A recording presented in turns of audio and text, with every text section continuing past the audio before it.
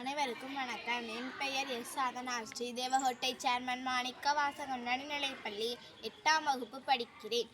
நான் படிச்சிருந்த கதை பேர் சிறுவர்களுக்கான விழிப்புணர்வு கதைகள். அதை எளியவங்க கீர்த்தி. அதை வெளியிட்ட பதிப்பகம் சென்னை பதிப்பகம்.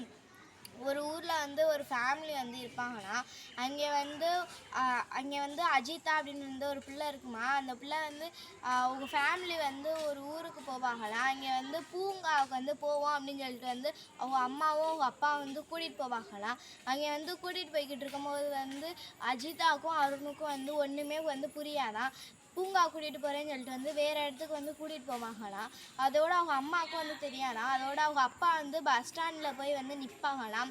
அதோட பூங்காவுக்கு போகிற வழி என்ன அப்படின்னு சொல்லி கேட்காம அவங்க வேற ஒரு பேரை சொல்லி அங்கே ஆட்டோ போகுமா அப்படின்னு சொல்லிட்டு கேட்பாங்களாம். நாங்கள் அங்கே போகல, நாங்கள் வேறு இடத்துக்கு போகிறோம் அப்படின்னு சொல்லிட்டு அவங்க போயிடுவாங்களாம். அதோட இன்னொரு ஆட்டோ வருமா.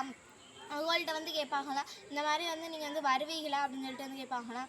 வாங்க அப்படின்னு சொல்லிட்டு சொல்லுவாங்களாம். அதோடு எல்லோரும் போவாங்களாம். அப்போ தான் அஜிதாவுக்கு புரியுமா, நம்ம புத்தக கண்காட்சிக்கு போகிறோம் அப்படின்னு சொல்லிட்டு புரியுமா.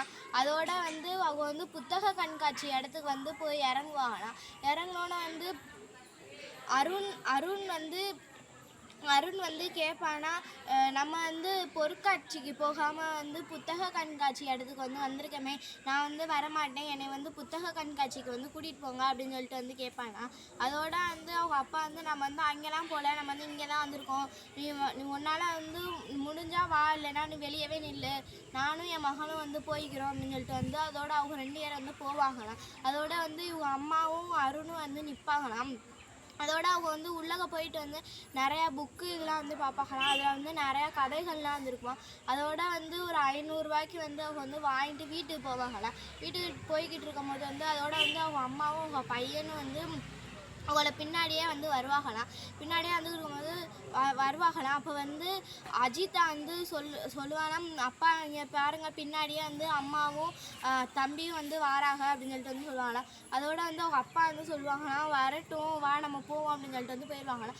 அதோட வீட்டுக்கு போயிட்டு அஜிதா அவங்க அம்மா கேட்பாங்களாம், நீங்கள் என்னென்ன வாங்கினீங்க அப்படின்னு சொல்லிட்டு கேட்பாங்களாம். அதோட அவங்க அப்பா சொல்லுவாங்களாம், நாங்கள் 500 ரூபாய்க்கு புக்கு வாங்கியிருக்கோம் அப்படின்னு சொல்லுவாங்களாம்.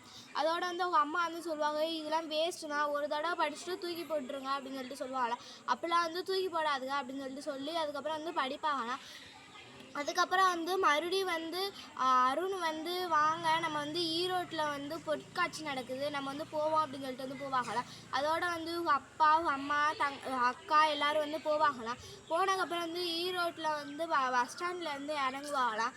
இறங்குனதுக்கப்புறம் அவங்க அப்பா கிட்ட சொல்லுவாங்களாம், அப்பா நம்ம பொருட்காட்சிக்கு ஒன்றும் போகலை, நம்ம புத்தக கண்காட்சி நீ போட்டிருக்காங்க, நம்ம அங்கே போவோம்ப்பா அப்படின்னு சொல்லிட்டு சொல்லுவாங்களாம்.